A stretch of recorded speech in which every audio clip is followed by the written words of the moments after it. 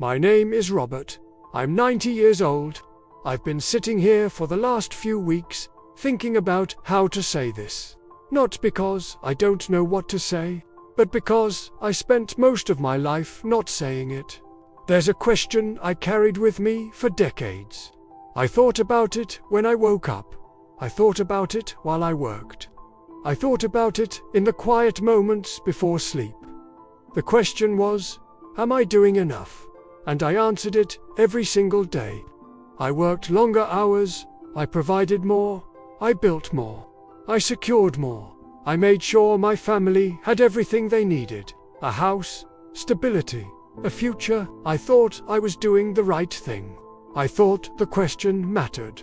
But I was answering the wrong question the whole time. I married young, 23, her name was Caroline. She had this way of looking at me like I was the only person in the room, even when it was full. We had 2 daughters. Sarah came first. Then, 3 years later, Emma. I remember the night Emma was born. Caroline held her and looked up at me with this tired, beautiful smile and said, "We did it, Robert." And I said, "We did." But what I was really thinking was, now I have to make sure this works. Now I have to make sure we're okay. That became the thing I carried. I got a job at an insurance firm. It wasn't glamorous, but it was stable. I worked my way up. I stayed late. I took on extra clients. I made sure we never had to worry about money. Caroline stayed home with the girls when they were young. Later, she worked part-time at the library.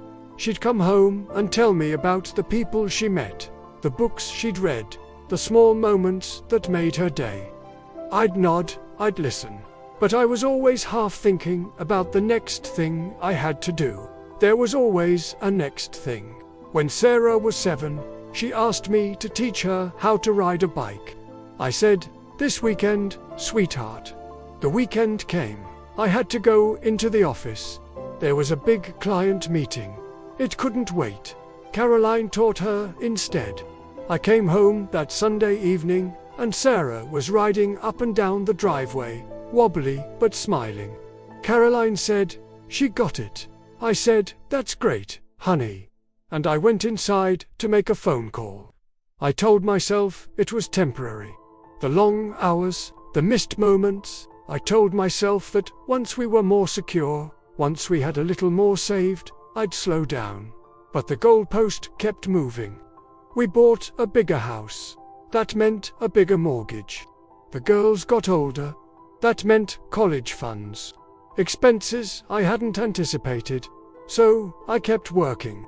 I kept answering the question, am I doing enough? And the answer was always, not yet. Emma was quieter than Sarah. She'd sit in the corner of the living room with a book, and you'd forget she was there. One night, when she was maybe 9 or 10, she came into the kitchen while I was going through paperwork at the table. She stood there for a moment, holding something behind her back. I looked up. "What is it, Em?" She pulled out a drawing. It was the 4 of us. Stick figures. Standing in front of a house with a big sun in the corner. She'd written at the top, "My family." "That's really nice," I said. "You're getting good at drawing." She smiled a little. Then she said, "Can we go to the park tomorrow?" I looked back down at the papers. "Maybe next weekend, sweetheart. I've got a lot going on right now." She nodded. She took the drawing and walked back to her room. I didn't think about it again. The years went by like that. Birthdays, holidays, school plays, graduations. I was there for most of them. Physically, I mean. But I was always thinking about work, about what I had to do Monday, about the client I hadn't called back, about whether we were on track. Caroline would look at me sometimes during dinner, and I could tell she wanted to say something, but she didn't. And I didn't ask. Sarah went to college first. Then Emma. The house got quieter. I thought, good. Now I can focus. Now I can really get ahead. Caroline started spending more time with her friends. She joined a book club. She took a pottery class. I thought it was nice. I thought she deserved it. But I didn't ask her about it. I didn't ask her what she was reading. I didn't ask her what she was making. I just kept working. One night, maybe 15 years ago now, Caroline and I were sitting in the living room. She was reading. I was going through emails on my laptop. She closed her book. She said, "Robert, do you ever think about slowing down?" I looked up. "What do you mean?" "I mean, we're okay. We've been okay for a long time. You don't have to work this much anymore." I said, "I'm just making sure we're secure." She looked at me for a long time, then she said, "Secure from what?" I didn't have an answer. She went back to her book. I retired at 72. Later than most people, I'd built up a good pension. We had savings. The house was paid off. I thought, now I'll have time. But time for what? The girls were grown. They had their own lives. Sarah lived 2 states away. Emma was overseas for work. Caroline and I were alone in the house, and I realized I didn't know how to talk to her anymore. Not really. We'd sit at breakfast, and I'd ask her what she wanted to do that day. She'd say, "I don't know. What do you want to do?" And I'd say, "I don't know either." We'd end up doing nothing. Separately, 3 years ago, Caroline got sick. It started small. Fatigue, then something more. The doctors said it was treatable, but aggressive.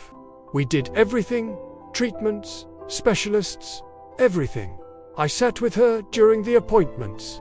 I held her hand in the waiting rooms. And one afternoon, after a long day at the hospital, she looked at me and said, "I'm glad you're here." I said, "Of course I'm here." She smiled, but it was a sad smile.